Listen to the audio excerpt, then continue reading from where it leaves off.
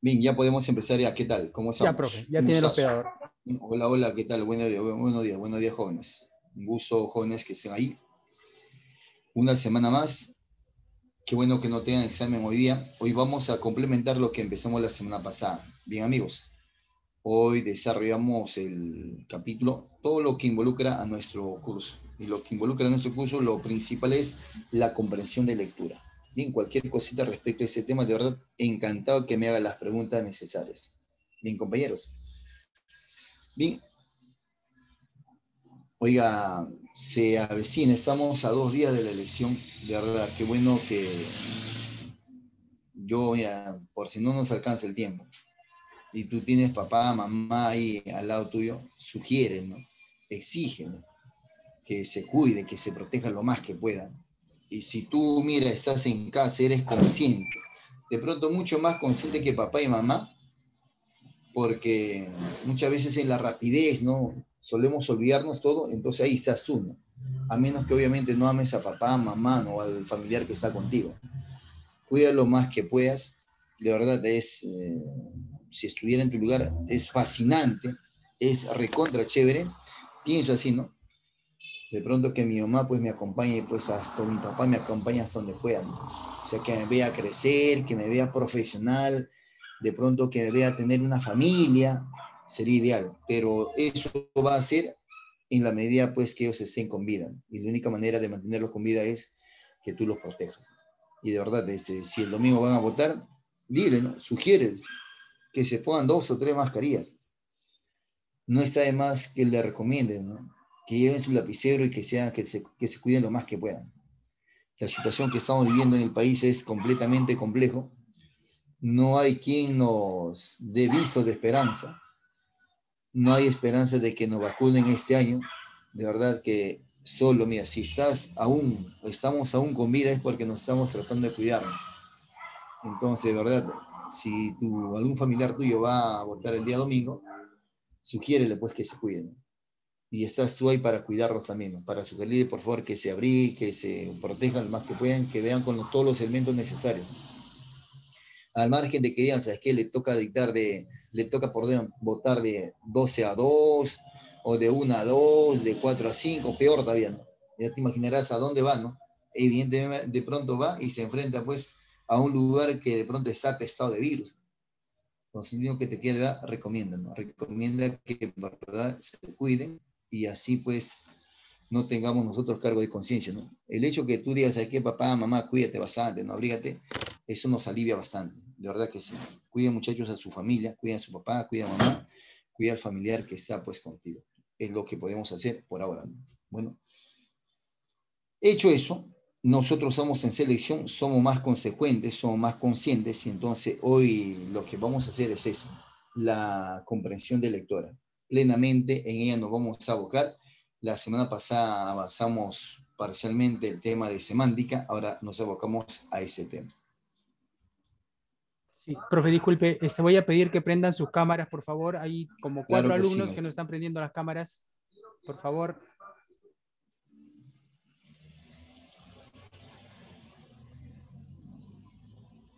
Ya hay una directiva, entonces se supone que tú y yo obviamente sabemos eso, no está de más que el compañero tutor tenga que repetir frecuentemente eso.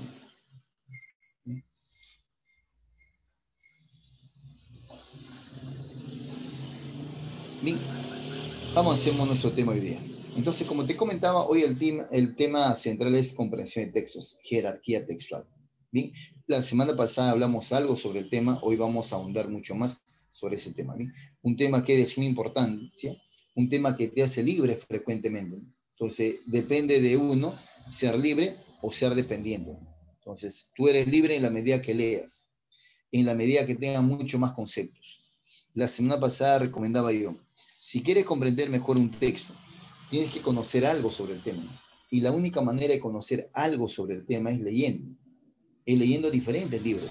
Nosotros en la secundaria leemos obviamente temas netamente académicos, 18 cursos, y ahí le agregas muchas veces alguno que otra obra en particular, y eso afianza nuestro hábito por la lectura. Entonces, yo te recomendaba la semana pasada, si quiero comprender correctamente un texto, debo tener 3 elementos importantísimos. Uno es el hábito por la lectura. Y el hábito por la lectura uno se la genera de a poquitos, ¿no? Yo no te voy a decir, si es que de pronto lee tal obra. Uno se genera de a poquitos. Entonces, lee 10 minutos o 5 minutos, empieza con 5 minutos disciplinadamente, y a la semana vas a leer por lo menos 20 minutos. Termina la semana leyendo media horita. Pero acostúmbrate a leer frecuentemente. Estamos en selección y nosotros somos autodidactas de pronto, porque leemos frecuentemente. Entonces, leamos con obras académicas. Profe, vale separatas también, pero las separatas son minucias, pues. Son minucias comparadas con un libro. Pues yo le comentaba el libro que estoy leyendo, ya lo estoy terminando, que es el libro, por ejemplo, el que le decía, ¿no? El lavado de las marcas, el lavado del cerebro de las marcas, que es alucinante el libro. Es, obviamente, cómo las marcas se interiorizan en el cerebro de las personas y a partir de ahí, obviamente, haces un negocio, ¿no? Eso lo leo, por ejemplo, lo leo de 5 a 6 o de 4 a 6, depende a qué hora me despierto, pero es una hora que leo en la madrugada. Y esto, obviamente, que lo leo en la noche, ¿no? Este libro que lo leo en las noches para dormirme, que es El mundo de las palabras, de Steven Pinker, que es alucinante, tiene el libro. Pero tienes que generarte el hábito para la lectura siempre, siempre. ¿Bien? Leamos de a poquito, ¿no? Artículos, separatas, lo que te gusta, pero lee de a poquito. ¿Bien? Genérate el hábito por la lectura. Y otro es tener conocimiento sobre lo que vas a leer, ¿no? Una cosa es hablar de un tema y no conocer, me voy a demorar en procesar la información. Y otra cosa es hablar de un tema y sí conozco, ¿no? Ahí sí voy a comprender más rápido. Y finalmente, obviamente, tener buen vocabulario, ¿no? Pero el tener buen vocabulario implica, puedes estar leyendo frecuentemente. Si tú no lees, obviamente vas a estar con las mismas palabras de siempre. Y creo que ya es hora de cambiar esas palabras, ¿no? Ya es hora de cambiar esas palabras, ¿no? Estamos en selección y entonces debemos tratar de hacer nuestro vocabulario personal. Profeta, ¿cómo hago eso? Lee y en la medida que vas a encontrar una palabra desconocida, lo apuntas y buscas su significado, ¿no? Palabra desconocida, la apunto, voy buscando su significado. Y así se me queda y así lo utilizo y así voy aprendiendo más palabras. Esa es una manera. Y hay muchas formas de aprender nuevas palabras. Pero tú tienes que autogestionarte un diccionario. Profeta, yo tengo mi diccionario físico, también yo tengo varios. Tengo, por ejemplo, aquí un pequeño Larousse, que es alucinante, el pequeño Larousse. Bien, tengo dos de Larousse en físico, todavía soy antiguo. Y obviamente acá tengo pues 3 diccionarios, ¿no? De María Moliner, de Ramón Trujillo y el de la Real Academia Española. Pero tú puedes tener muchos más. Entonces, en esas circunstancias casi todo está a la mano, ¿no? No puedes decir, no, profe, no tengo, no pude, no lo pude conseguir, falso, ¿no? Muchas cosas sí están en internet y tú lo puedes conseguir. Entonces aprovechemos al máximo selección todo el conocimiento que esté en nosotros. Entonces, básico para comprender un texto, entonces, hábito por la lectura, conocimiento y vocabulario. A partir de ahí, todo es más sencillo, todo se simplifica, obviamente con las estrategias que vamos a ir mencionándole seguramente. Entonces, primera parte, hoy el tema central es jerarquía textual. La jerarquía textual.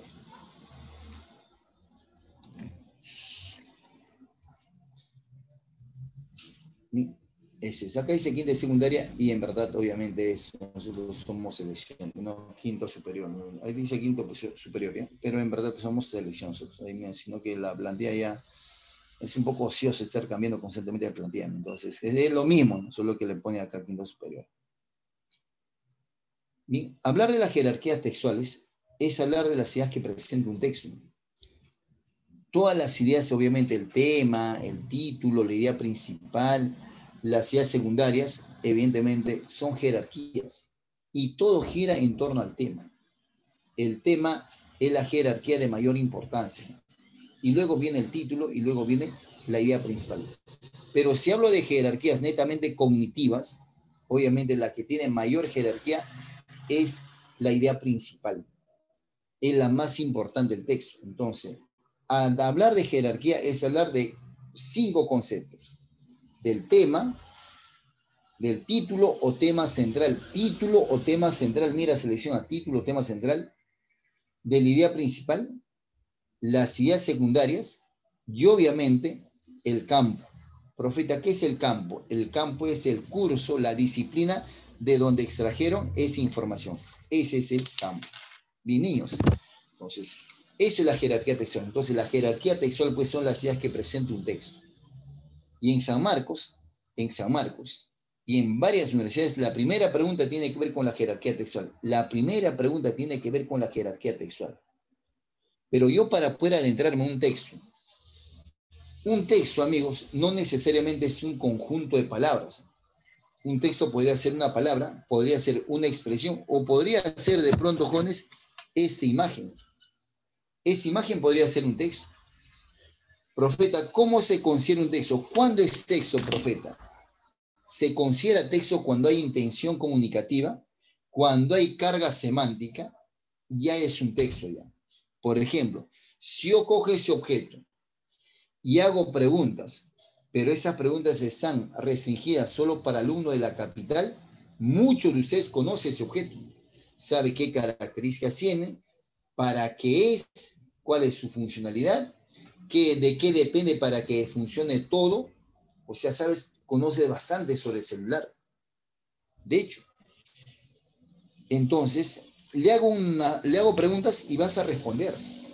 Pero si uso este mismo texto, o sea, la misma imagen, y se lo planteo a un alumno, pues que nunca en su vida ha visto un celular, de hecho que no lo va a entender, ¿no? Mientras lo manipula, lo examina, evidentemente pasa el tiempo y no va a responder correctamente muchas preguntas. Entonces, uno responde preguntas en la medida que conoce el texto. Entonces, para ser considerado texto, no necesariamente es un conjunto de palabras, un conjunto de párrafos, un conjunto de oraciones. Podría ser una imagen, una expresión, ya ser considerado texto. Mientras haya carga semántica y haya intención comunicativa, se considera texto. Bien, compañeritos. La palabra texto deriva del latín textus. ¿Y qué cosa es textus? Es un tejido, un entramado de ideas, un entramado de palabras, dicen algunos. Pero evidentemente, profeta, pero cuando tú me enseñas este celular, no hay un entramado de palabras. De hecho que no, pero hay un entramado de ideas. Aquí hay muchas ideas. Entonces sí es un texto. Es un texto. Hay una intención comunicativa aquí. O sea, de pronto quiero que usted se entere qué cosa es un celular.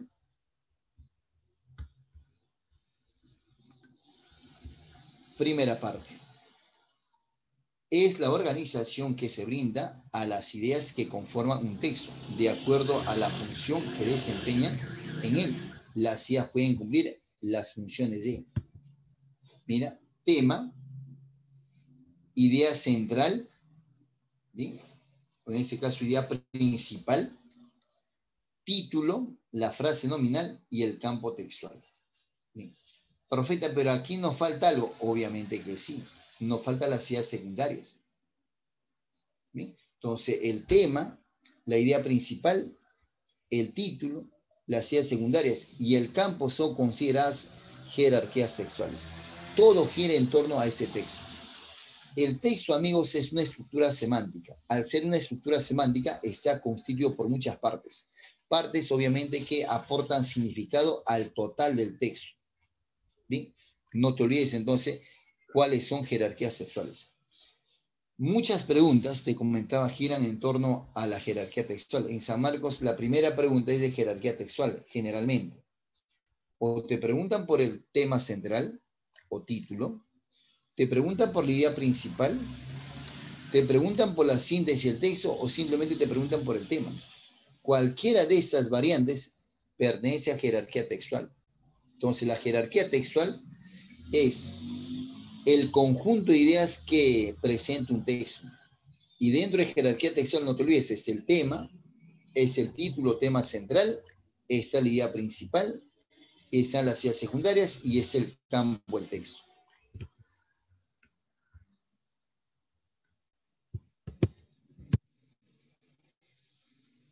Observe esto. El tema es el sujeto de quien se habla, de quien se dice algo. Ese es el tema. Es el sujeto de quien se habla o se dice algo.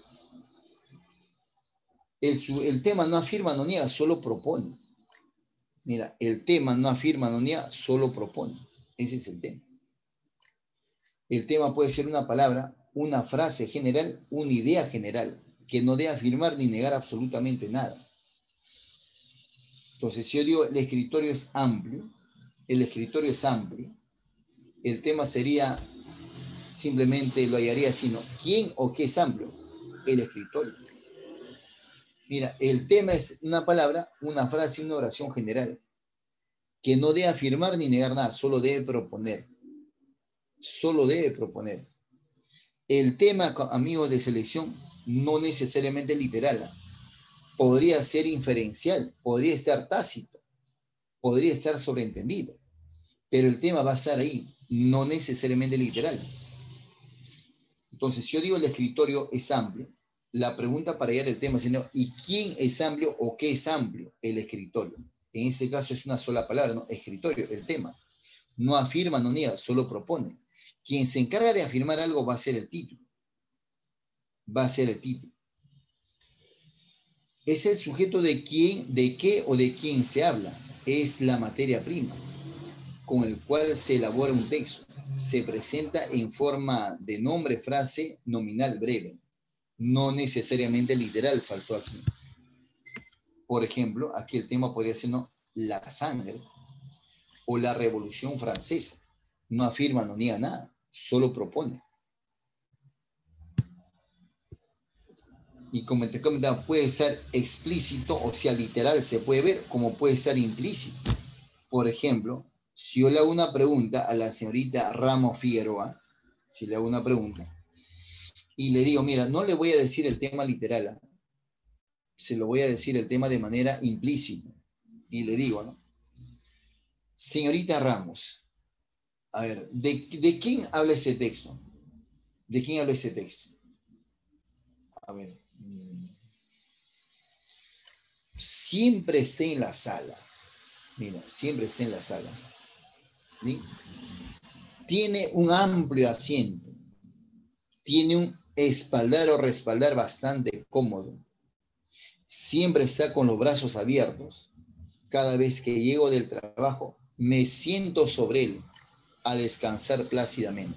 ¿De quién se habló? ¿De un Solo te di sillón? pistas. Solo te di pistas, señor. Entonces, ¿de quién se habló ahí?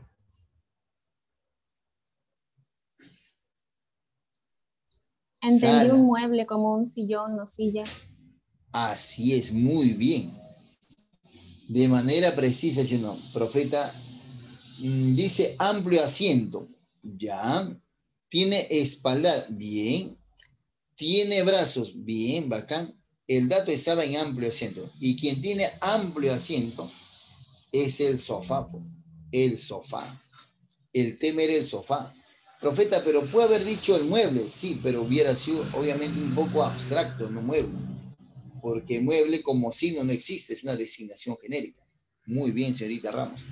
El tema, amigos, no siempre está expreso. Puede ser tácito, como puede ser literal. En un texto, las ideas evidentemente se presentan de dos maneras. Hay la idea más importante, que es la idea principal, que es la idea que sintetiza lo mejor de la exposición del texto. Es la idea que el autor lo propone al inicio o al centro o al final. Entonces, la idea principal tiene solo tres ubicaciones. Puede ser al inicio, puede ser en el centro, como puede ser al final.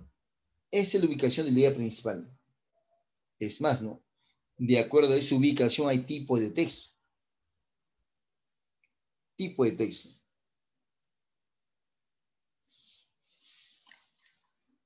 Entonces, compañeros, cualquier cosita respecto a esa partecita, por favor, encantado que usted me diga. Entonces, la idea principal es la idea más importante que se plantea en un texto. Esa idea principal obviamente se ve reforzada por la idea secundaria.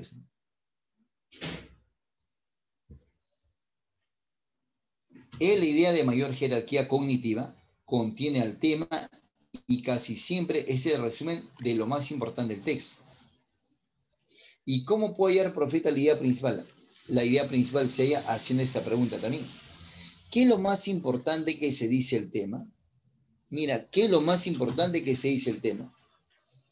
Ese es para allá la idea principal. Como hay varias ideas en un texto, hay varias ideas, entonces la respuesta es pues la idea, la oración de pronto que es la que tiene mayor jerarquía, la que tiene mayor importancia. Entonces, la idea principal es la idea más importante que se plantea en el texto. Entonces, si yo digo, ¿qué es lo más importante que se dice el tema? O perdón, que se dice efectivamente el tema, la respuesta va a ser la idea principal, para allá la idea principal del texto. Entonces, si el tema es la sangre, mira, la sangre es el tema, yo digo, ¿qué es lo que se dice? ¿Qué es lo más importante que se dice la sangre? Y entonces la respuesta es un elemento vital para todo ser humano, ¿ya? ¿O qué es lo más importante que se dice en la Revolución Francesa que acabó con la monarquía? Entonces, la idea principal, mira, sea de esa manera, ¿no? Haciendo la pregunta, ¿qué es lo más importante que se dice el tema?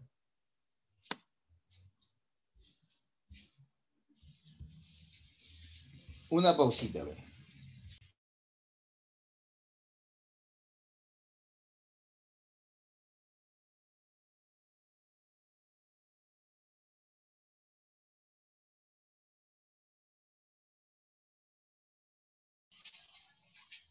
Prosigamos.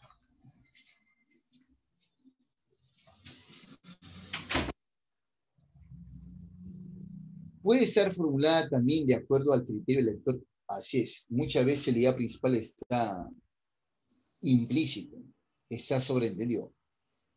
Pero la mayor cantidad de veces aparece de manera literal y es al inicio del texto. Mira, aparece de manera literal y es al inicio. La mayor cantidad de texto. Pero no siempre, obviamente, es al inicio. Puede ser al centro como puede ser al final también. Algunas veces lo tienes que deducir. No se presenta de manera literal, sino de manera, obviamente, tácita. Ahora, el título es lo que se dice el tema, pero de manera general. Cuando hace rato te decía yo que el escritorio es amplio, y decía yo, ¿quién o qué es amplio? Y el tema era el escritorio. Ahora, la pregunta ahora es al revés, ¿no? ¿Qué se dice el escritorio? Profeta, que es amplio. Yo no voy a repetir lo mismo. Yo no puedo decir amplio escritorio. Es ahí donde viene la comprensión. Tienes que interpretar qué implica amplio. Entonces, será característica del escritorio o en todo caso descripción del escritorio. Entonces, el título es lo que se dice el tema de manera general. Entonces, si el tema era el escritorio, ¿qué se dice el escritorio? Profeta, que es amplio. Entonces, el título será característica del escritorio. Profe, y ahí en esa oración, ¿hay idea principal? Claro que sí, hay una intención principal, ¿no? ¿Qué es lo que te quiero transmitir principalmente con esta oración?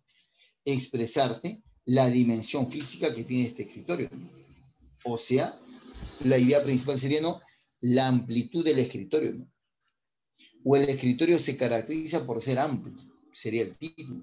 O sea, profeta, que me está diciendo que la idea principal es casi literal, así es la idea principal. El título no. En un título no debe haber verbo, ¿no? Si hay un verbo, ya no es un título adecuado. Ya deja de ser título, ya podría ser una oración. Entonces, en un título no hay un verbo, no debe haber verbo entre su estructura. Es el nombre que recibe el texto. Se caracteriza por ser descriptivo, también expresa mediante una frase nominal que engloba la información que se brinda.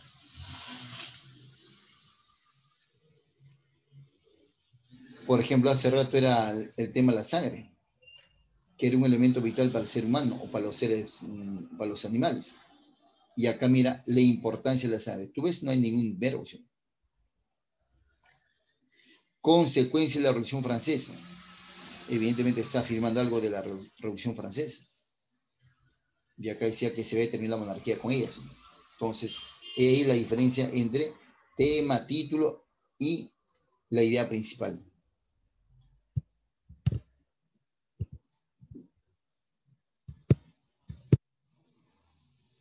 El campo. Cuando hablamos del campo en un texto, nos estamos refiriendo a la disciplina, al curso de donde extrajeron, evidentemente, dicho texto. Mira, a la disciplina o al curso de donde extrajeron el texto. Podría ser histórico, teológico, literario, religioso, político, médico, o sea, de diferentes disciplinas pueden verse con ese texto. A eso se refiere el campo. O sea, la disciplina o la ciencia de donde extrajeron tal o cual párrafo. Característica natural de un texto de proyectar la forma semántica total o llamada superestructura textual. Los sexos de acuerdo al campo pueden ser. De acuerdo a su contenido general, obviamente los sexos podrían ser o son humanísticos o son científicos. Y como me preguntan solamente el campo, entonces, ¿no? Puede ser del campo humanístico que se proyecta al quehacer humano, o sea, puede ser el campo filosófico, literario, histórico. Y si es científico, evidentemente puede ser el campo de las investigaciones, por ejemplo, la genética, la tecnología, biografía de algún científico, evidentemente son las disciplinas a donde pertenecen los sexos, de donde se extraen los sexos.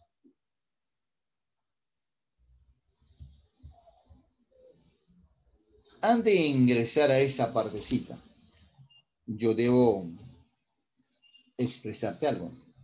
En el texto,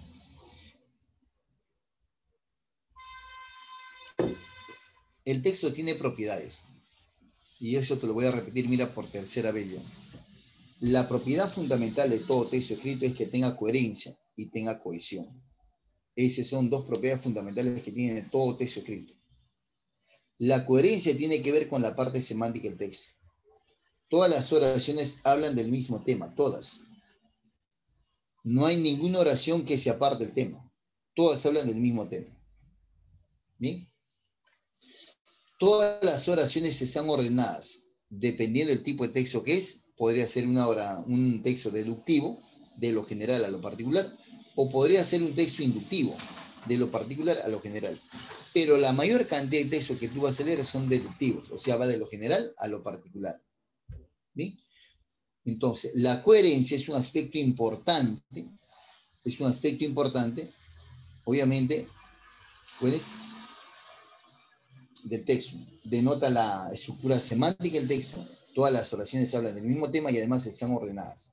Eso es la coherencia así de manera pequeñita. Y la otra propiedad es la cohesión. La cohesión son los tipos de enlace que voy a usar para juntar esas ideas que presenta el texto. En este caso, los tipos de enlace que yo voy a usar para juntar esas ideas, o en todo caso, que se usan, son tres tipos de conectores.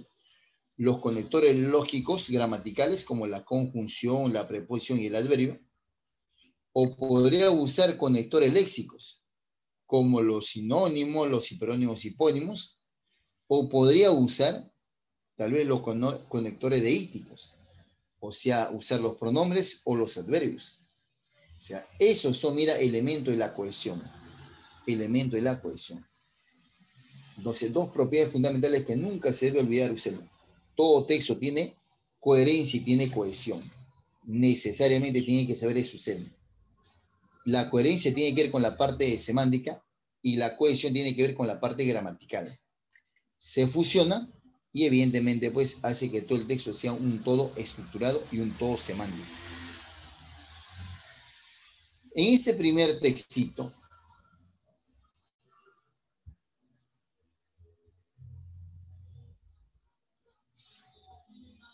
dice, yo la semana pasada no sé si te recomendaba, ahora que vamos a hacer ya textos, cuando haga textos, cuando haga esa actividad, y acostúmbrate, de ahora ya algunos lo conocen. ¿Qué es lo que hacemos nosotros? Nos dan el texto y leemos el texto con atención, subrayamos aspectos importantes que nosotros creemos que son importantes y subrayamos, ¿no? Hacemos silencio y tratamos de entender el texto. El procedimiento es parcialmente bueno. Digo parcialmente bueno.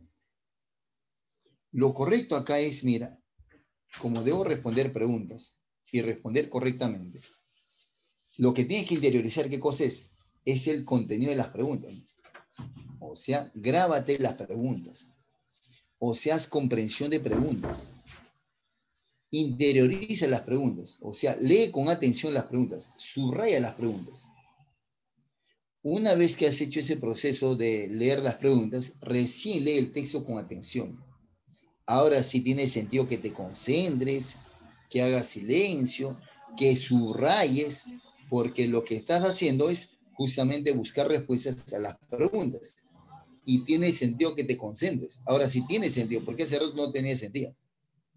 Ahora sí sé que me están preguntando. Tiene sentido, evidentemente, que subraye, porque lo que voy a subrayar, amiguito de selección, debe vincularse necesariamente con la pregunta. Si tu subrayado no se vincula con la pregunta, por las puras es. Por las puras es. Entonces, si tú subrayas y no se vincula ninguno con la pregunta, entonces esa forma es, obviamente, disculpa que haga una homografía paradigmática, es la forma que se hace pues en literatura o cuando lees cualquier texto para hacer un informe, un resumen, una sumida. Pero acá lo que tienes que hacer, mira, que tu subrayado se vincule con la pregunta. Si no, no subrayes, por las puras estás subrayando. Acá mi subrayado debe servirme para sustentar mis respuestas. Entonces yo te sugiero eso, esa primera estrategia que te estoy brindando, por favor, procede de esa manera, desarrolla de esa manera, y así nos va a ir súper mejor. Bien, amigos, nos va a ir mejor. Entonces, nos va a costar, sí, nos costará, pues, no 5, 3, 4 textos, no sé cuánto nos costará, pero una vez que nos acostumbremos, lo vamos a hacer fácil. Ahora, cuando yo me concentro, luego de haber leído las preguntas, mira, lo que yo subrayo se vincula con la pregunta, ¿no es cierto? O sea, una palabrita, una frase, qué sé yo, pero siempre hay algo que se vincula con la pregunta. Si son 5 preguntas, lo correcto sería tener 5 subrayados, y cada uno de esos se vincularía con la pregunta. En ese proceso también, ¿qué hago, mira, amigos? Ah, bacán, la pregunta 1 se vincula con esa parte, bacán. La pregunta 2, se vincula con esa parte. La pregunta 3 se vincula con esa parte. La 4 estaba aquí en el centro. Estoy resolviendo recién comprensión de lectura. Lo que no hacíamos, lo que usualmente no hacemos. Solo leemos y marcamos. Obviamente, por eso muchas veces no respondemos todas correctamente. Tenemos fallas. Entonces, a partir de ahora, el profeta sugiere eso, ¿no? O sea, yo. Voy a suponer que ya leí las preguntas. Profeta, pero leer las preguntas quita tiempo, sensei. ¿Quién te ha dicho? Quita tiempo al que no lee nada, pues. No lee ni la línea de su mano, ¿no? El hecho que le va a quitar bastante tiempo, ¿no? Mientras lee palabra por palabra, más que leer, pues, ¿no? Entonces, leer las 5 preguntas no quita tiempo. Lo lees en menos de 1 minuto, que es demasiado el tiempo. De verdad, claro, haz la prueba. No te demora más de 1 minuto, que es de mucho el tiempo, 1 minuto, bastante tiempo. Entonces voy a suponer que leí las preguntas y ahora lee el texto con atención. Los antiguos hindúes se caracterizaron, o en todo caso se concentraron en el estudio de su lengua, por razones religiosas. Era necesario que los Vedas, textos sagrados, no sufriesen ninguna alteración durante las ceremonias litúrgicas, en que debían ser recitados o cantados. Ese texto tiene un solo párrafo, pero mira, tiene 3 unidades informativas. Siempre hace una pausa en la oración, pero en la oración completa. Es más, si estuviera en un libro en físico, haría aquí una línea oblicua, porque eso es una unidad informativa. Aquí es el tema, y aquí está parte del título, y aquí está la idea más importante del texto. Oración 2. Para ello, era imprescindible conservarlos en lo que se consideraba su pureza primitiva. Obviamente, es necesario conservar la plenitud, la pureza de la religión o de la lengua hindú. Y finalmente, así fue como la reflexión sobre la lengua materna dio sus frutos tempranamente en la India. Como usted observará, el tema pues es, oiga, ¿será la lengua hindú o los antiguos hindúes? ¿Quién cree que es el tema? Entonces haría la preguntita, ¿no? Haría la super pregunta, ¿no? ¿De qué o de quién se habla en el texto? ¿De los antiguos hindúes o se habla de la lengua hindú? ¿Sí? Primera preguntita, dice. El tema es, ¿de quién se habla en el texto? ¿O de qué se habla en el texto? ¿De los antiguos hindúes o de la lengua hindú? Así es, muy bien. Excelente, compañero.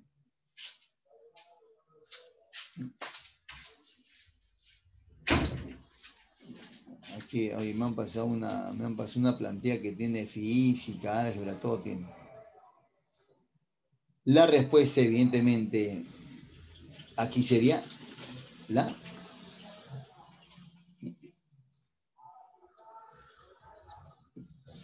S, ¿no? La lengua hindú. Ahora, ¿qué cosa se habla de la lengua hindú? Conservarlo, ¿no es cierto? Que no varíe, que no cambie. Dice, el título más adecuado para el texto es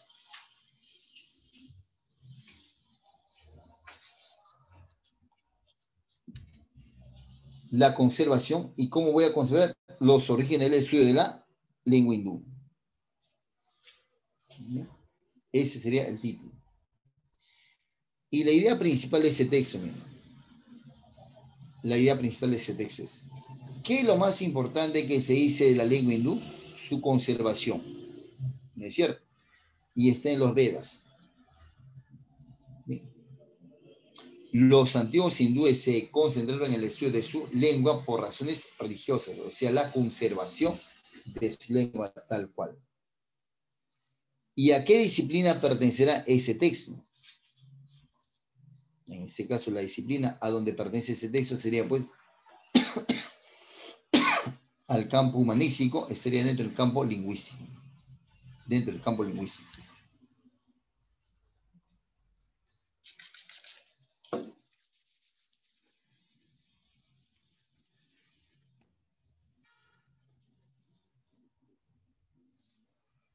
El textito 2. Textito 2. Siempre leo primero las preguntas. Bien, voy a suponer que ahí están todas las preguntas ya. Bien, me preguntan por el tema del texto, el título, la idea principal. Bacán, regreso al texto. La ilustración, movimiento filosófico y cultural que estuvo en boga en Europa durante el siglo XVIII, tiene como principal característica la idea de que, teniendo como base el correcto ejercicio de la razón, puede alcanzarse la verdadera sabiduría y la felicidad. Una vez más, el texto tiene un solo párrafo, pero en ese caso tiene dos unidades informativas. ¿Sí? Dos unidades informativas. La ilustración, movimiento filosófico y cultural. Ahí, por ejemplo, están definiendo incluso qué cosa es la ilustración, que estuvo en boga en Europa del siglo XVIII. Tiene como principal característica la idea de que, teniendo como base el correcto ejercicio de la razón, puede alzarse la verdadera sabiduría y la felicidad. La ilustración. La ilustración tiene sus orígenes en el racionalismo del siglo XVII y en el surgimiento del pensamiento científico racional, ya que el desarrollo de las ciencias naturales contribuye a resaltar la importancia de la racionalización para la conquista en el ámbito del conocimiento en un primer momento. Y luego, con ayuda de la tecnología, es el de la explotación de la naturaleza. Dos unidades informativas, un solo párrafo y el tema, como se observará, está en principio está, mira, de manera literal, luego está sobreentendido. ¿Sí o no? Entonces, amiguitos, selección 2. El tema del texto es fácil, profeta. ¿No es cierto? La ilustración. Recontra, super, hiper, sencillo. Una palabra, una frase que no afirma, no niega nada. ¿Qué se dice en la ilustración? Define su propósito y su característica. La ilustración y su relación con el racionalismo. ¿Bien? Para que sea completo, aquí hubieran puesto pues el origen, para que sea recontra chévere. ¿Qué cosa se habla principalmente, o qué es lo más importante que se dice en la ilustración? Que propugna, ¿sí? Propugna que el ejercicio de la razón permite alcanzar la sabiduría y la verdadera felicidad. La respuesta era ella.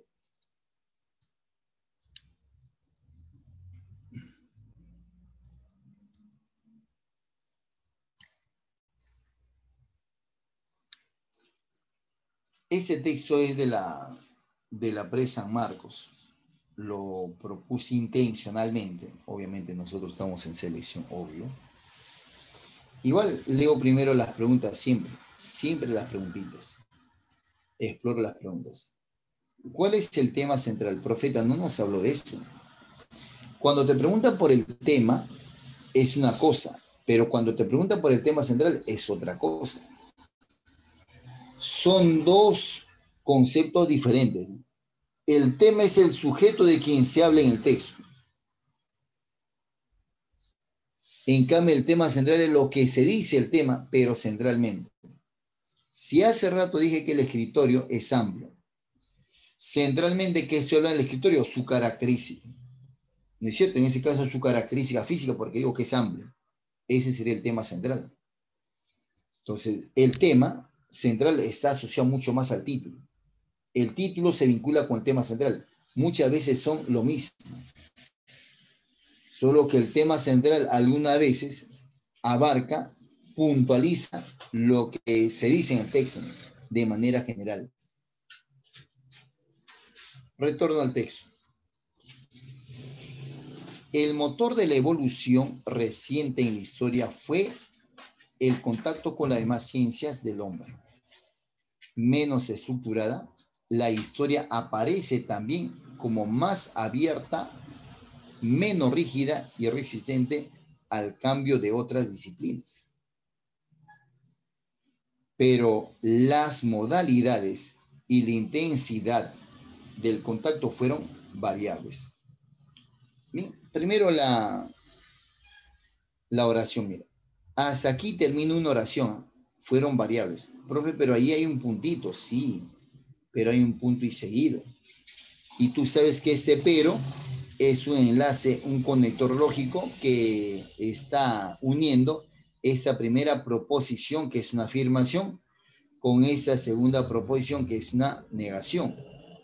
Aquí es una oración compuesta subordinada adversativa. Profeta, ¿por qué mete gramática acá, sensei? Porque el profeta sabe mucho. Es otro tipo de análisis. Entonces, una oración termina, obviamente, cuando una idea está completa. Y aquí no está completa la idea, pues. Está completa recién en variables. Entonces, en ese texto, por ejemplo, nos hablan de la historia, ¿no? Ese es el tema, ¿no? Nos hablan de la historia. ¿Qué cosa nos hablan de la historia? Su evolución. O sea, nos habla de la evolución de la historia, ¿no? Pero esa historia evoluciona a partir, dice, a partir de otras disciplinas. ¿Cuáles eran? Evidentemente, y ahí nos va a mencionar, dice. Inicialmente, esta historia no evolucionaba, ¿no? La historia se quedó ahí nomás. Dice, menos estructurada. La historia aparece también como más abierta, menos rígida y resistente al cambio de otras disciplinas. O sea, recién evoluciona, ¿no? Y evoluciona cuando se hace más abierta, se hace menos rígida y resistente a todo cambio. O sea, evidentemente ya empieza a aceptar ya otras disciplinas. Pero las modalidades y la intensidad del contacto fueron variables. Segunda oración. Hubo, por otra parte, una verdadera importación de técnicas y métodos. O sea, ¿qué quiere decir? Que antes no había ni técnicas ni métodos. No tenía la historia eso. Por eso es que no evolucionaba. Por eso es que era antigua, era arcaica. Además de vocabulario y problemática con relación a la economía política, a la econometría, a la demografía, con otras partes de la sociología. La historia adoptó más bien una parte de la problemática y de la terminología que sus métodos y el estructuralismo lingüístico y antropológico actuó sobre la historia, principalmente en el sentido de provocar la reflexión de los historiadores respecto a ciertas nociones fundamentales, sin influir en forma directa en ningún punto o casi ninguno de la investigación histórica. En esta segunda oración, que es recontramplia, me habla pues las disciplinas que colaboraron con la evolución de la historia, ¿no? Y qué cosa le otorgó cada disciplina a la historia, ¿no? Por ejemplo, nos habla de la sociología, nos hablan de la lingüística, de la antropología. Ellos le otorgaron algo a esta historia para que evolucione. De tal forma, un cierto número de términos resume lo esencial de la nueva problemática y metodología que la historia vino adoptando en los últimos 40 años. Cuantificación que no tenía, coyuntura que no tenía, estructura que no tenía, ni modelo tenía. La historia, evidentemente, estaba recontra relegada. Entonces, gracias a la ayuda de algunas disciplinas, es que se evoluciona recién. Bien, bien, bien. Ahora te vas a lucir tú. Dice, ¿cuál es el tema central? Dice, ¿cuál es el tema? Esta cosa no sé por qué sale siempre. ¿Cuál es el tema central del texto? Vamos, dilo, dilo. El tema era la historia, pero centralmente, ¿qué cosa se habla de la historia? Vamos, lúcete. Vamos a la lección.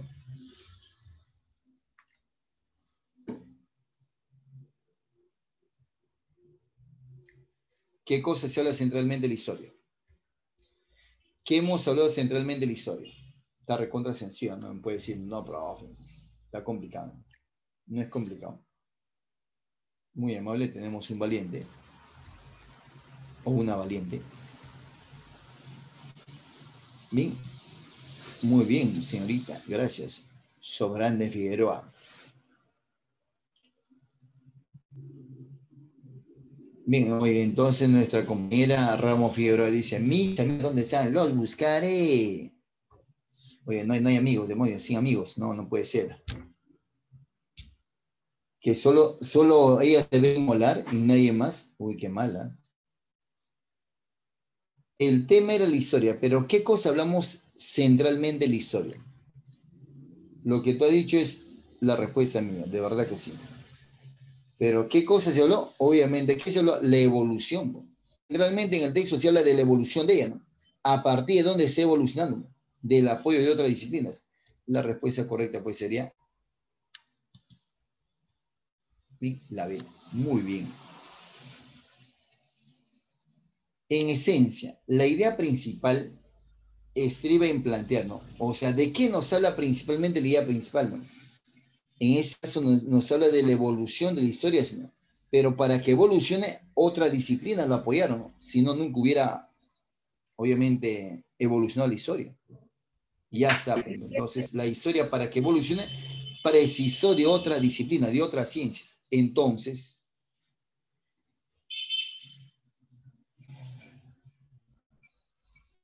muy bien.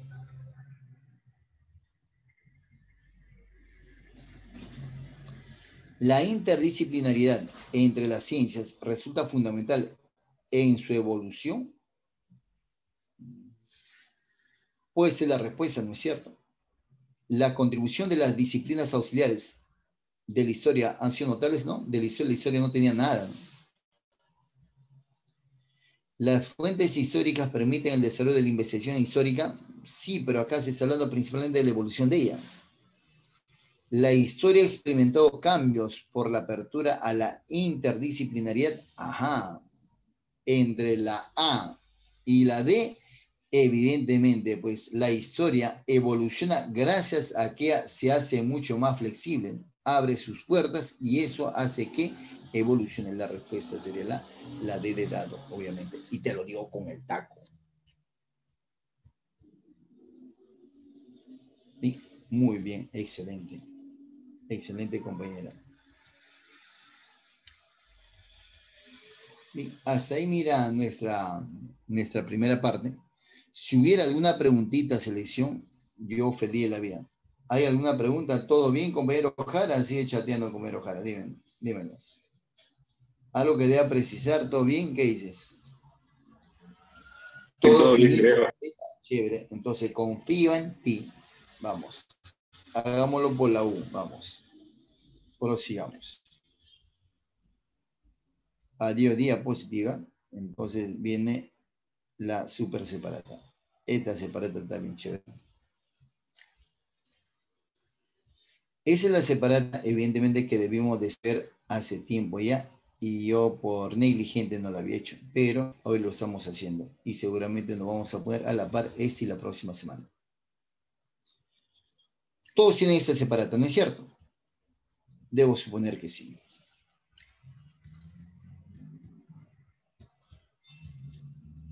Muy amable, señorita Figueroa.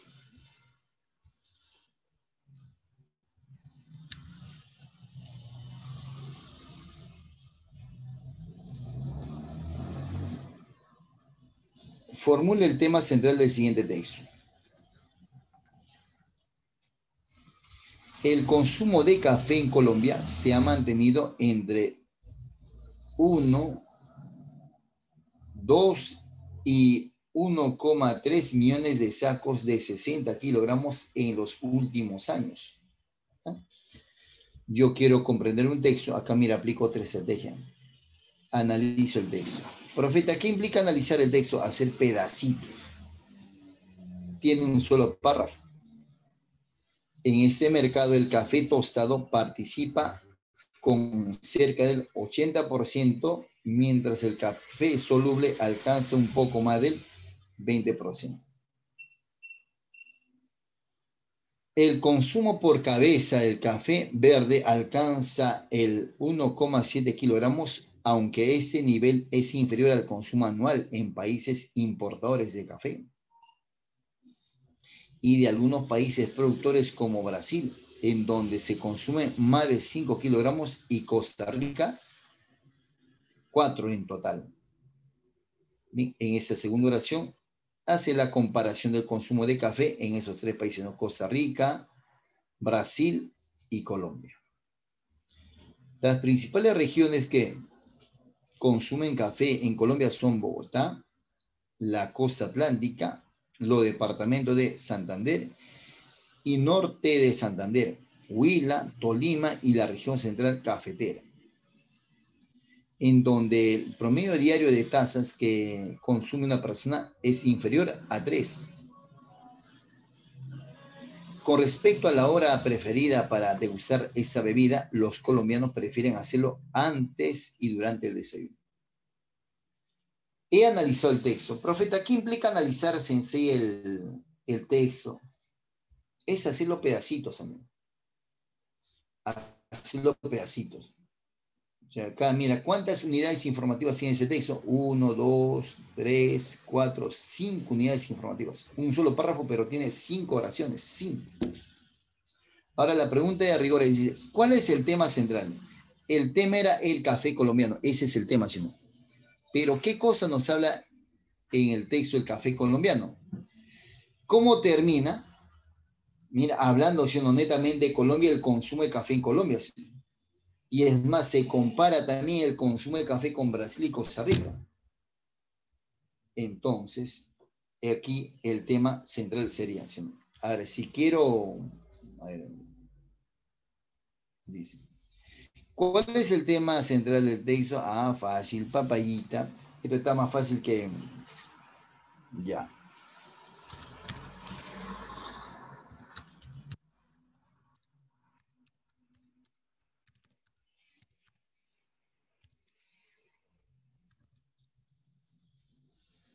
¿Sí o no? Ahí también. Ahí está. Y te lo digo con el taco. ¿Ahí? El consumo de café en Colombia. Ese es el tema central. Recuerda, el tema solo es el café colombiano. ¿Qué cosa se habla del café de Colombia? Su consumo por ellos. Acá, pues, al final mencionan eso también. Aquí al final mencionan eso. Aquí la comparación del consumo. Y evidentemente aquí hacen la introducción. Bien, ahí está. Disculpen. Ahora vamos. Una lectura chiquitita, ¿no? A ver, vamos. Texto práctico, dice. Los humanos, vamos, siempre primero las preguntitas. Ah, chévere, profeta, el tema central. Vamos, el tema central. Entonces, hagámoslo todo junto, hagámoslo todos.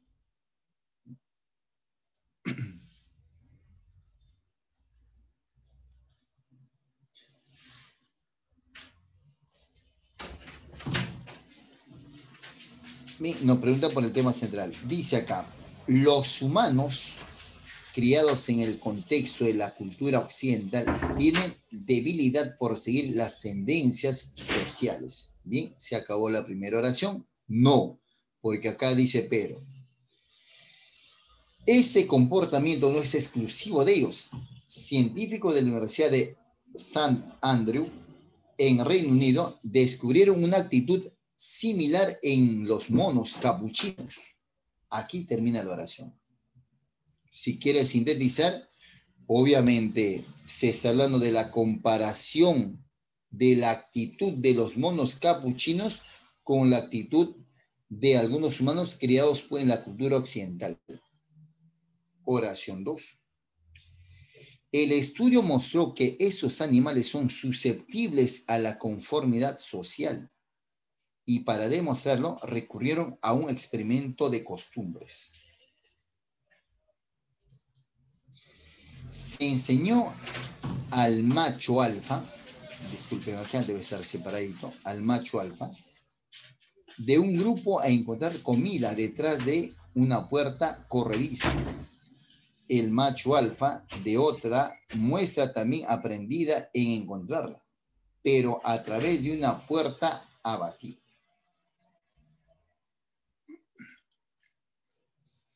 Después de que cada mono se reunió con su respectivo grupo, los integrantes aprendieron la manera de alcanzar la comida adoptando el método asignado, lo que demuestra que a pesar de que la mayoría de los monos descubrieron la otra opción, prefirieron seguir con la forma acostumbrada, al igual que los humanos heredamos nuestras costumbres. Los resultados sugieren que la necesidad de copiar el actuar de la mayoría es común entre los animales, por lo que podría considerarse un comportamiento evolutivo en nuestra especie. El tema central, ¿sí o no? Si es verdad se compara la actitud de los humanos con la actitud de los monos, pero centralmente se habla, sí o no, de las costumbres que están arraigadas, parece ser, en los humanos y en los monos. Ya. Marcamos la respuesta entonces, Carmen. ¿Qué marcaría la respuesta acá? Vamos a ver, vamos. Sé que te vas a lucir. Sé que te vas a lucir.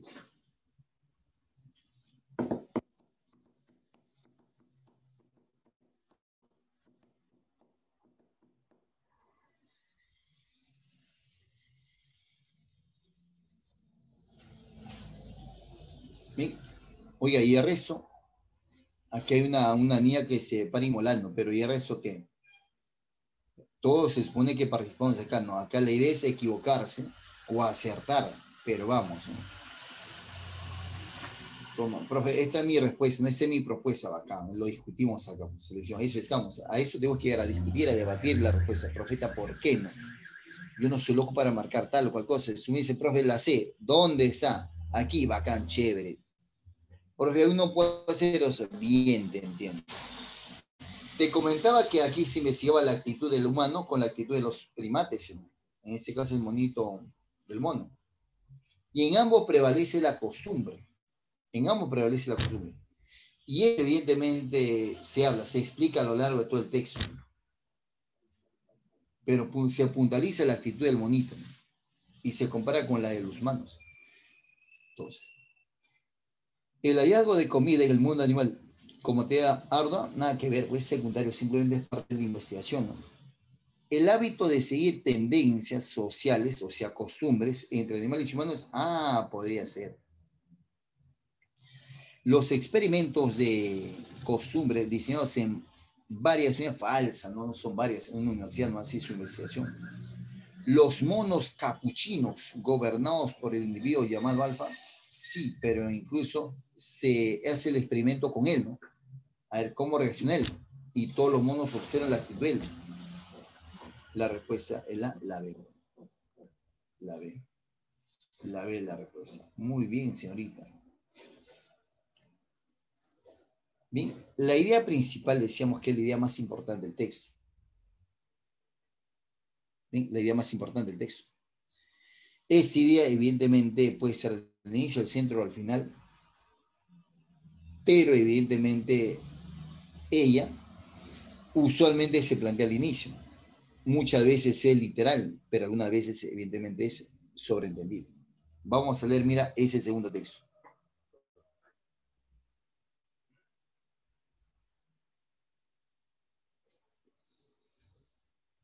Arquímedes, matemático y físico griego del siglo III a.C., pasó la mayor parte de su vida en Siracusa, pero estudió en Alejandría, considerada el centro intelectual más avanzado de la época. Se acabó la primera idea.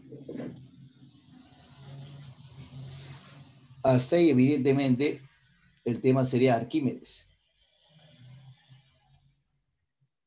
Oración 2. En Alejandría le habían enseñado que el científico está por encima de los asuntos prácticos y de los problemas cotidianos, pero eran precisamente esos problemas que los fascinaban, los que fascinaban a Arquímedes. Lo que no podía apartar, ¿ya? Oración 2, el tema sigue siendo Arquímedes. Aunque se negó a llevar un registro de sus artilugios mecánicos, siguió construyéndolos y a ellos se debe hoy en día su fama. Hoy termina otra oración. A ellos se debe su fama. Se negó, referentes, ¿no? O sea, el tema es constante. En física descubrió que el principio hidrostático que lleva su nombre, todo cuerpo sumergido en un líquido pierde una parte de su peso o sufre un empuje de abajo a arriba, al igual que el volumen de agua desaloja. Descubrió, el tema sigue siendo el mismo, ¿sí? Si el peso del objeto es menor que el del agua, que ocupa el mismo volumen, el cuerpo flota. Si es igual, permanece en equilibrio, hundido en el líquido. Si es mayor, se hunde. Se cuenta que dio con ese principio cuando el rey de Siracusa le ordenó descubrir si una corona que había encargado estaba realmente hecha de oro macizo, sin romperla ni destruirla. Preocupado por el problema, Arquímedes se sumergió con ella en el baño. Y cuando notó que el agua de la bañera salía por los bordes, se le ocurrió la idea y corrió desnudo por las calles de Siracusa mientras gritaba: ¡Eureka! Lo encontré, lo encontré. Bueno, pues, ahí el texto. Entonces, señor, señorita,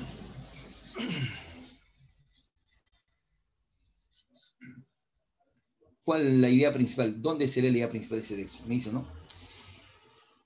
¿Estará al inicio, al centro o al final? ¿Dónde será la idea principal de ese texto? O debo decírtelo con el tacto.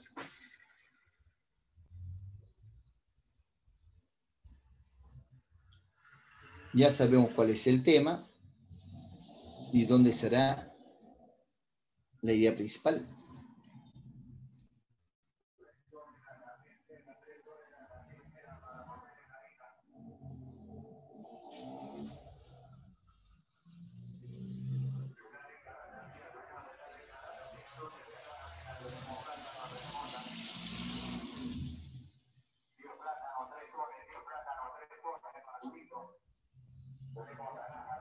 Si es verdad, en la primera idea está el tema y da rasgos generales, pero evidentemente simplemente dice que estudió, ¿no?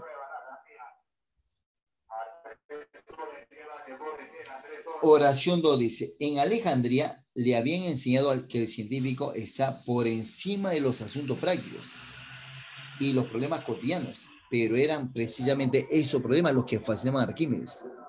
lo que no podía apartar de su mente, aunque se negó a llevar un registro de sus artilugios mecánicos, siguió construyéndolos, y a ello se debe hoy en día su fama. Ah, si interpretas esa partecita, aquí hallamos el tema. En Alejandría le habían enseñado que el científico está por encima de los asuntos prácticos y que los problemas cotidianos, pero eran precisamente esos problemas que lo fascinaban, Arquímedes, los que no podía apartar de su mente, aunque se negó a llevar un registro de sus artilugios mecánicos, siguió construyéndolos. A ellos se debe hoy en día su fama. Y todo lo que tú ves acá, ¿sí o no? Todo lo que tú ves a partir de la segunda oración es que al hombre, y acá lo escribimos, yo escribí una vez,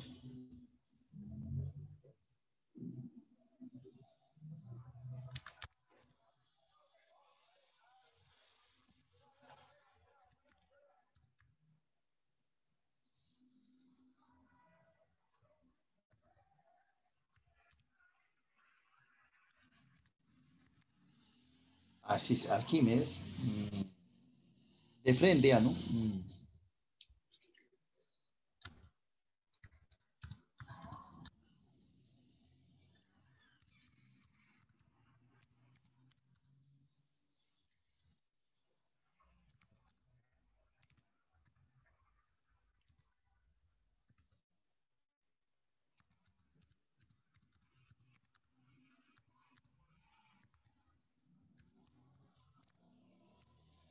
Ahí también. Arquímedes supo conjugar la teoría con la práctica, así es. Ahora, aquí puede haberle puesto, ¿no? Lo que dice al inicio, ¿no? Arquímedes, matemático físico griego del siglo III. Pasó la mayor parte de su vida en Siracusa, pero estudió en Alejandría. Considerada el centro intelectual más avanzado de la época de Alejandría. Acá tal vez puede Arquímedes, el científico, gran científico del mundo antiguo, ¿no? Pero podría sintetizar, mira, a esto tiene la idea principal. Ya está. Es lo que en toda esta parte se expone, ¿no? La respuesta sería. Ahora vamos, dime tú, ¿cuál sería la respuesta de ese textito?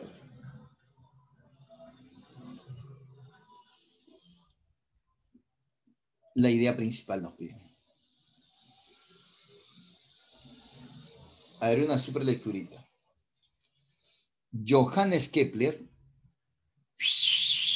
no es un texto, pues ¿por qué te vas a poner así? Tampoco te pongas agresivo, Jarita, es un texto nada más. Johannes Kepler, figura clave de la revolución científica, es un gran astrónomo y matemático alemán, fundamentalmente conocido por sus leyes sobre el movimiento de los planetas alrededor del Sol. ¿Ya? Primera oración. Kepler nació en el seno de una familia de religión protestante, luterana, instalada en la ciudad de Wildersland en Alemania. Datos biográficos.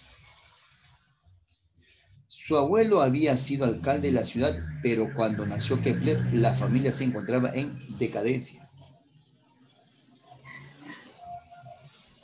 Su padre, Heinrich Kepler, era mercenario en el ejército del duque de Württemberg y siempre en campaña, raramente estaba presente en su domicilio.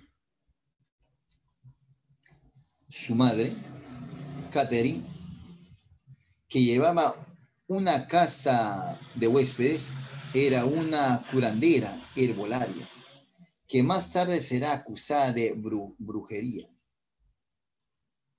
Kepler nació prematuramente a los 7 meses de embarazo, hipocondríaco de naturaleza endeble, sufrió toda su vida una salud frágil. Tú sabes que un hipocondríaco, amigo, amiga, un hipocondríaco es aquella persona que magnifica todo, ¿no? O sea, le da una tosita y ya cree que se va a morir, ya no cree que tiene asma y tiene todas las enfermedades. Ese es un hipocondríaco, automáticamente ese es el trauma. A la enfermedad de 3 años contrajo la viruela, lo que otra secuela debilitaría su vista severamente. A pesar de su salud, fue un niño brillante que gustaba impresionar a los viajeros, en el hospedaje de su madre, con sus fenomenales facultades matemáticas. Quizás sus padres avisoraron la genialidad científica de su hijo. Kepler observó el planeta, el cometa de 1577, cuando su madre lo llevó a un lugar alto para verlo.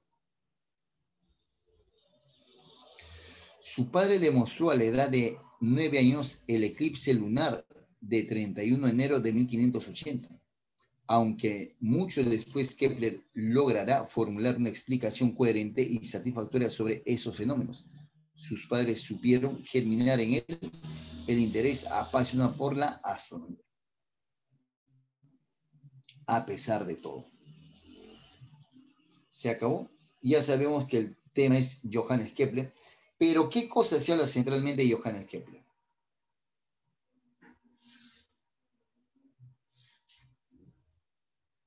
¿Sí o no? La respuesta está aquí al final del texto.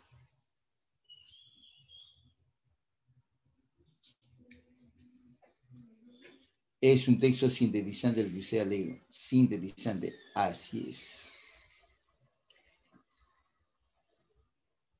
Muy bien. La respuesta está, mira, en esas dos últimas oraciones, ¿no? Cuando su madre y su padre se hacen partícipe de la inclinación que tiene su hijo. La respuesta es sí. Probablemente por el influjo de sus padres, desde muy niño Kepler se sintió atraído por la astronomía y eso está evidentemente ahí.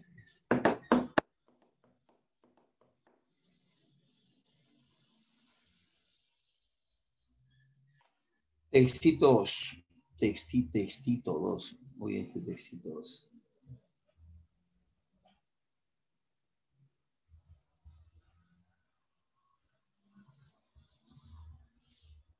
Obviamente nos interesa esta pregunta.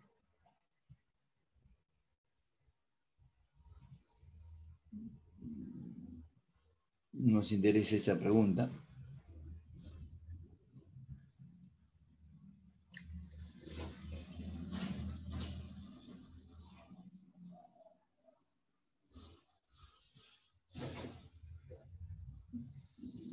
Ya. Bien. Tiene 10 preguntas. Tiene todas las preguntas en verdad que vamos a desarrollar en algún momento. Pero en particular me interesaban esas dos preguntas. Pero vamos a desarrollarlo todo. Entonces, leo las preguntitas, ¿no? En el texto, el término apurado se puede reemplazar por el tema central del texto.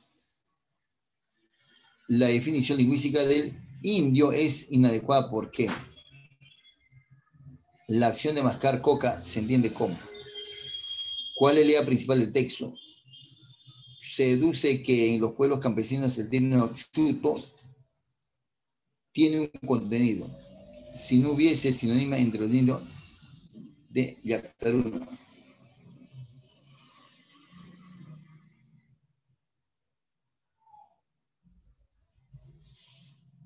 Ahora, si hecho eso, nos ponemos a analizar, mira el textito.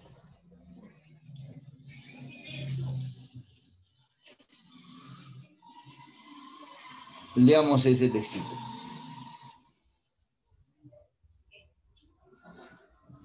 Son 3 criterios que definen la raza social de una persona, con hincapié distinto según la región en que se apliquen, ascendientes, apariencia física y estatus social. Mira, son 3 criterios que definen la raza social de una persona. ¿Cuáles son esos 3 criterios? Ascendientes, apariencia física y estatus sociocultural.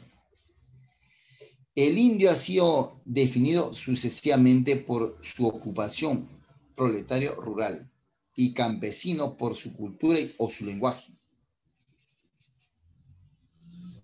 Aquel que habla una lengua indígena, viste trajes de factura casera, calza hojotas o anda descalzo y masca coca. Y por el tipo de establecimiento al que se asocia. El que ha nacido en una comunidad indígena pertenece a ella y comparte su cultura.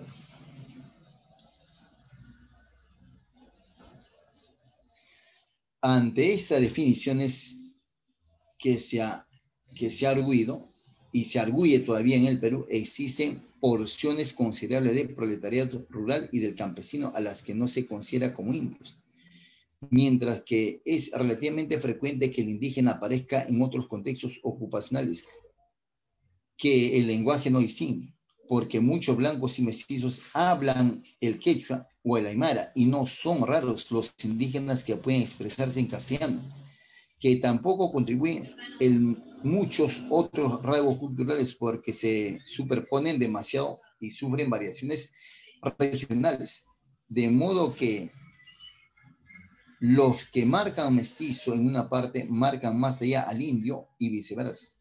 Tampoco es de utilidad remitirse al establecimiento, puesto que los indios aparecen indistintamente en la comunidad de indígenas. La hacienda del pueblo y hasta la ciudad. Alfred Metraux, desalentado debido de concluir a qué fin de cuentas. El indio es un individuo que es reconocido como tal en la sociedad en la que habita y que acepta esa calificación.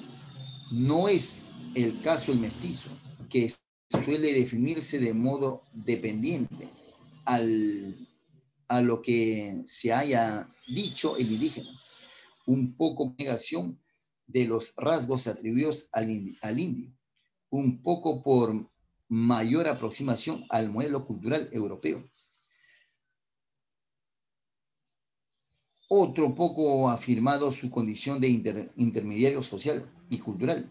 La misma terminología contribuye a oscurecer definiciones y se modifica según la perspectiva que adoptemos. Un indígena no puede utilizarles espontáneamente el término indio, sino que prefiera señalarles residencialmente como la yactaruna, hombre del pueblo, o como una haciendaruna, hombre de la hacienda. Y si es apurado en decirlo en el castellano, se llamará así mismo un natural que equivale a decir lugareño. Por encima de él percibe al misti y al juego al español y al gringo, categorías ambas a las que se dirige respetuosamente con el apelativo de huiracocha. El residente no indígena de un pueblo campesino reconoce por debajo de él al indio o chuto, pero para sí prefiere eludir el término racial y se da el nombre de vecino. La perspectiva es un mundo más sofisticado de las ciudades provincianas incorporadas a la categoría radical de mestizo, al lado de otras intermedias como la del mozo, magta, criollo, es un término empleado de preferencia en las ciudades y áreas rurales de la costa, pero no faltan descripciones de la sociedad serrana en las que aparece como alternativo a blanco. La mayoría de estos términos han pasado a incorporarse como categorías a las estratificaciones de los antropólogos sociales, solo que no existe acuerdo suficiente acerca de su uso. Existe ciertamente una tendencia agrupándolos en conjunto de sinónimos o reducirlos a la tradición escala de 3 grados: indio, chuto y yactaruna, haciendaruna, natural, misti, mestizo, vecino, criollo, blanco.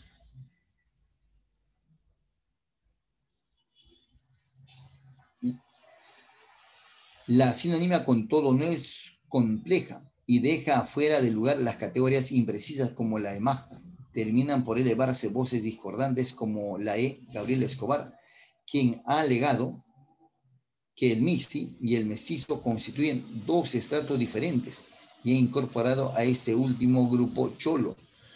Una cosa es evidente para quien tenga conocimiento de primera mano de la sociedad andina: no solo la raza es relativa, también son relativos los criterios socioculturales según el grupo y la región en que se aplican.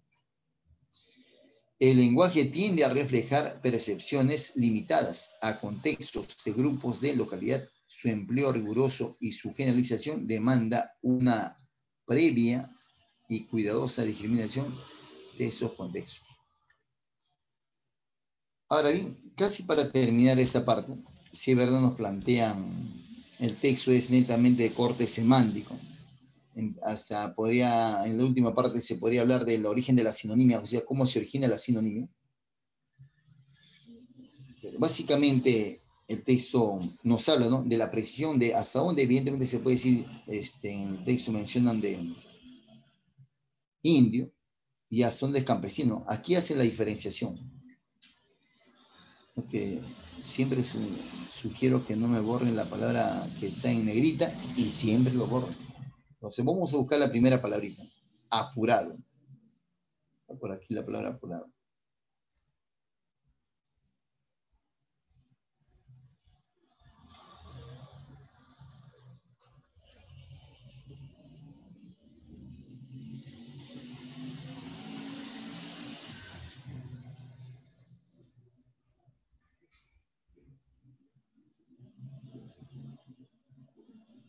Profesor, Dime, apurado niña. es donde dice si es apurado a decirlo en castellano, casi terminando la primera ¿Dónde está? parte. ¿Dónde está? Casi terminando esa parte. ¿En qué parte? ¿En qué Casi al parte? final. Casi al ¿Dónde? final.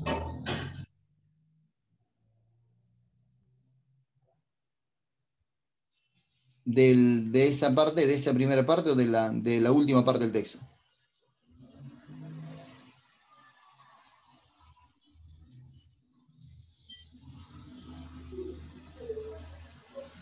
Arriba donde dice Huiracocha. Ya, una línea más. Ya, gracias. Entonces, Ahí cada vez está. que, ya, cada vez que encuentres esa pregunta, ponte, ¿no? No la debo particularizar, o sea, no lo debo tomar de manera literal, porque aquí lo que esta pregunta obliga es a darle el significado, pero de manera contextual. Entonces, caballero, debo leer toda la oración, ¿no? Y la oración a esa pregunta empieza justamente aquí, ¿no? Si es apurado a decirlo en castellano, se llamará a sí mismo un natural, que equivale a decir un lugareño. Por encima de él percibe al misi y luego al español y al gringo, categorías ambas a las que se dirige respetuosamente con el apelativo de Huiracocha. Vale. Esa partecita está al inicio, profe, está al inicio, pues denota obviamente rapidez, sí, pues, pero esa parte se vincula con la otra oración, ¿sí? La misma terminología contribuye a oscurecer definiciones y se modifica según la perspectiva que adoptemos. Un indígena no utilizará espontáneamente el término indio, sino que preferirá señalarse residencialmente como Yachtaruna, hombre del pueblo, o como Haciendaruna, hombre de la hacienda. Si es apurado a decirlo en castellano, se llamará a sí mismo natural. O sea, si es simplista, ¿no? Si es simplista. La pregunta dice, en el texto, el término apurado se puede reemplazar por, o sea, si lo apuran,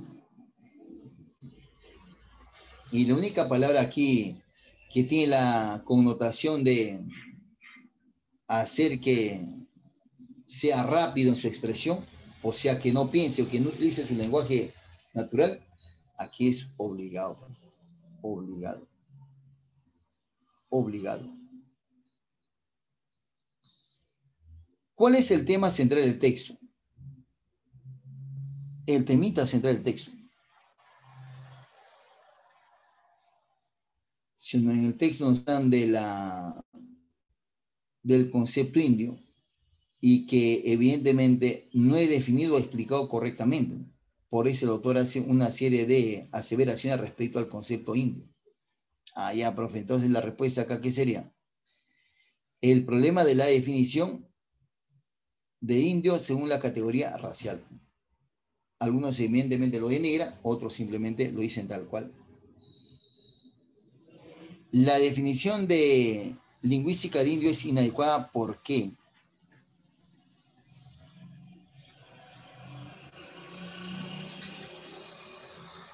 Porque una cosa es el indígena, otra cosa es el indio y otra cosa es el criollo, dice. Por lo tanto, aquí la respuesta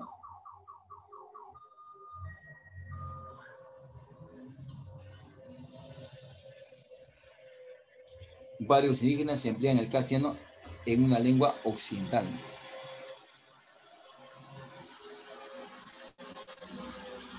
La acción de mascar coca se entiende como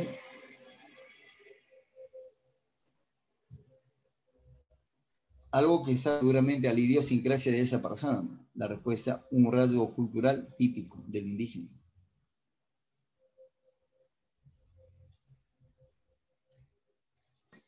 Muy bien. ¿Cuál es la idea principal del texto? En este caso, en este texto, se habla del indio, ¿no? Y la mala definición, la mala explicación al concepto indio.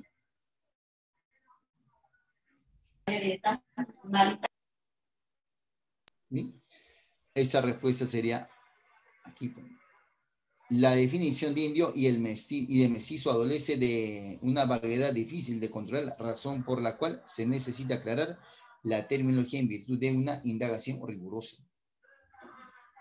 Por eso se hace la diferenciación entre diferentes términos que se usan. Se deduce que en los pueblos campesinos el término chuto tiene contenido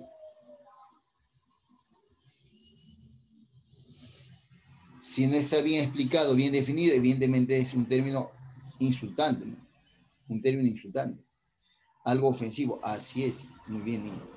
Peyorativo, peyorativo. Si no hubiese sinonimia entre indio y yachtaruna,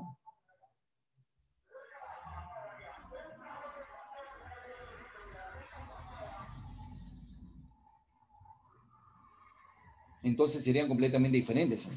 Serían totalmente distintos.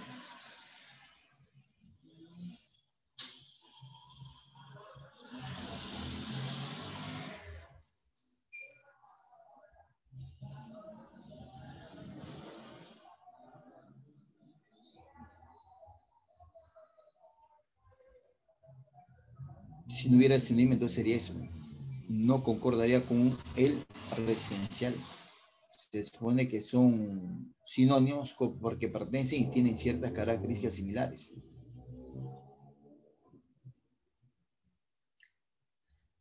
Abusivo esta pregunta, ¿no? Determina el valor de verdad o falsedad en los siguientes enunciados.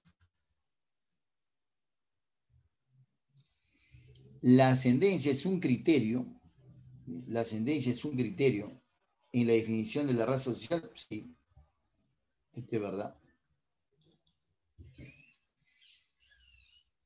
Calzar ojotas es indicio de gran estatus. Falso. Esto es falso. Es imposible que un mestizo pueda hablar la lengua aymara. Falso. Eso es falso. Según Mitrex o Metraus, el indio se define por su lugar de residencia. Falso. La respuesta es la A.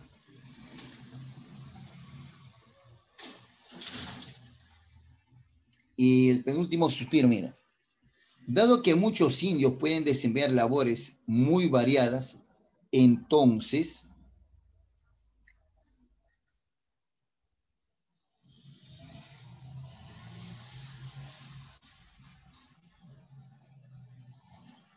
no se le puede restringir solamente por hacer tal o cual cosa, no se le puede degradar. La respuesta es objetable, la definición se basa en la ocupación.